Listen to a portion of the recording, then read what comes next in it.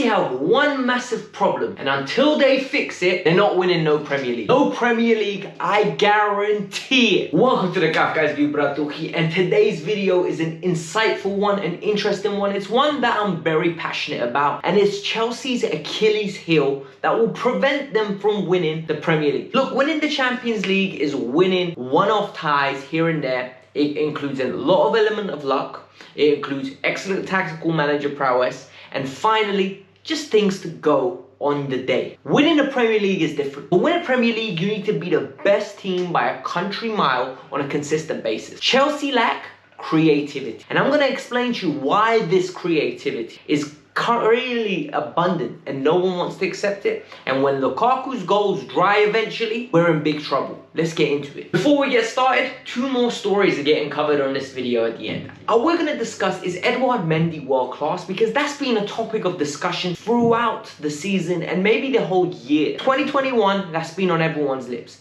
And finally, Antonio Rudiger's wages need to get doubled for him to sign a contract confirmed by Christian Falk and the German team. For me, I'm going to give you guys my opinion, how I feel about it, and what I think Chelsea should do. But the main majority of this video is going to be about the creative issues we have at Chelsea and my thought process behind it. Like I said, videos like this take a while to create and to prepare. So please hit that like button, subscribe to the channel, and give us support to the channel. And in the comments below, let me know who are the two behind Romelu Lukaku for you. Simple as that. Give me that answer and let's proceed with the video.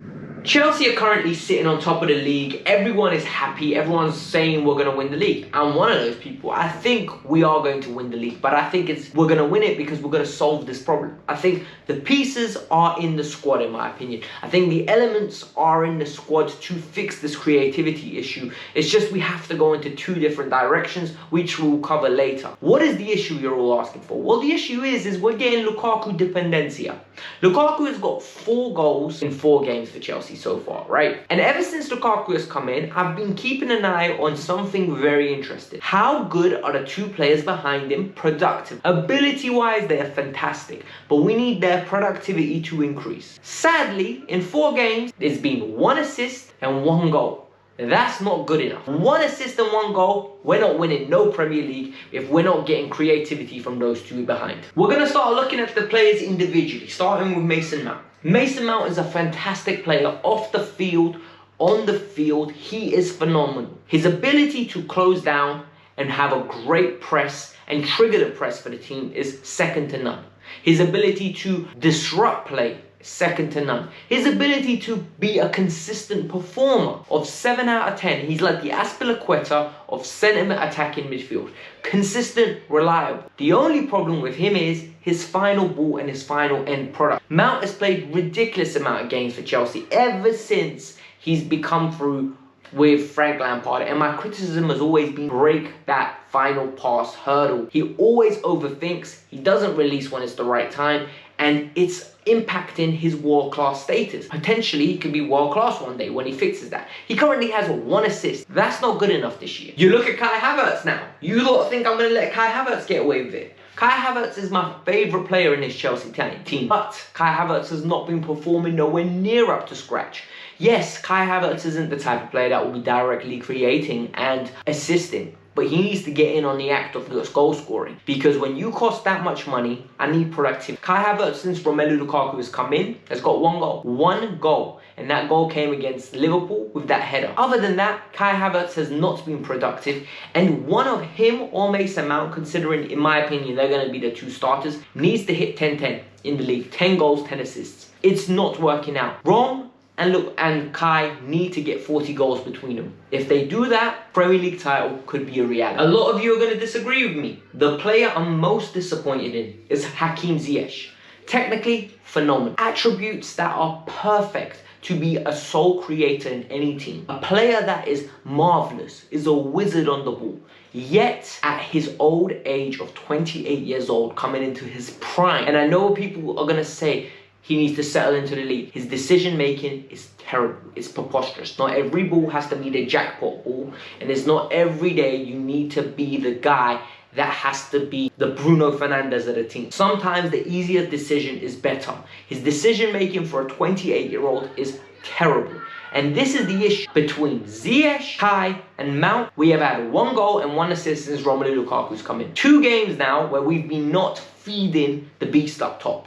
We need to give him chances. We need to be more creative. What options do we have on the bench? Technically, we've got 3 options, right? Let's look at it from a quick standpoint. We've got 2 runners, Pulisic and Werner, and we've got a creative outlet in Callum Hudson-Odoi. We're going to start with Timo Werner. Timo Werner is phenomenal, right? At running the lines, selfless runs, takes defenders away, and then all of a sudden you have Romelu Lukaku in space, and you need a creative source next to him. That makes sense. But Timo Werner is not the best at linking up play, and I'm actually very worried against in some games where if Lukaku's touch isn't on point and Timo is not on point, we could be losing the ball every time it goes forward at a tragically quick rate. Christian Pulisic is a goal-getter. I've said it many times and I'll reiterate it again. He has no creativity about him. He's an individualistic player, a player that is renowned for his ability to dribble past a man, beat a man, chop it in, shoot, score the goal. He is not going to be the one that gets his head up, slides in, passes through.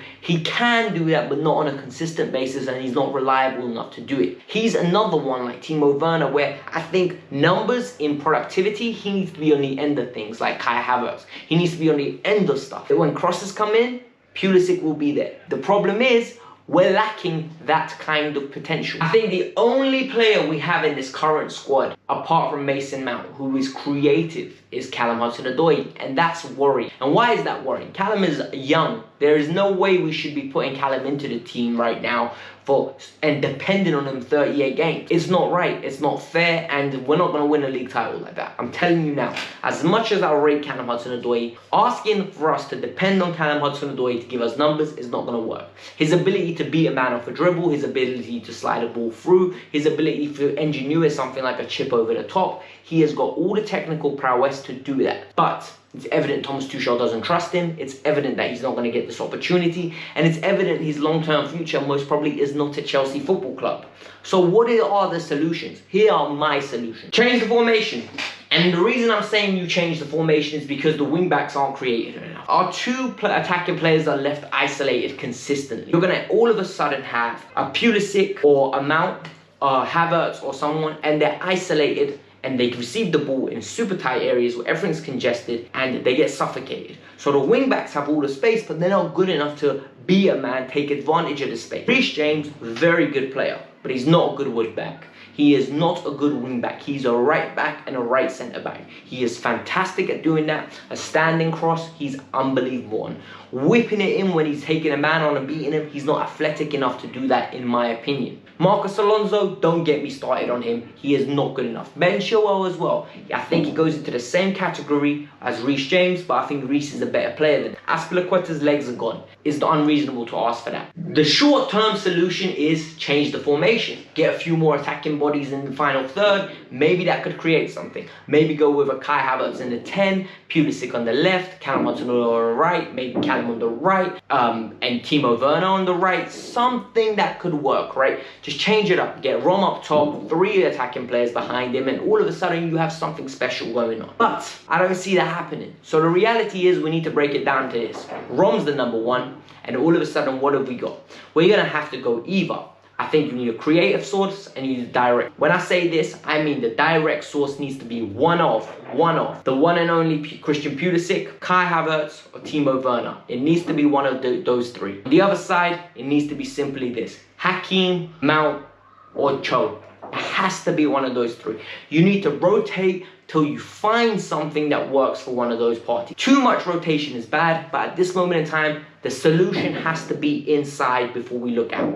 And when I say we look out, we're going to have to eventually look out and see a player such as a Grealish type, Sancho type. That's what we need to look for.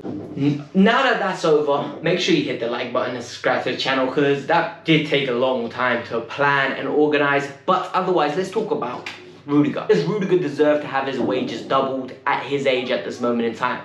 For me, maybe he does, maybe he doesn't. But I think he's earned the contract. I think the player has earned the contract. And the reason I say he's earned it is because he was in no man's land. He was literally one of those players that we were ready to sell. And then he's literally been rejuvenated to the point where he's one of the best centre-halves in the league. So for me, what is it going to cost to replace him?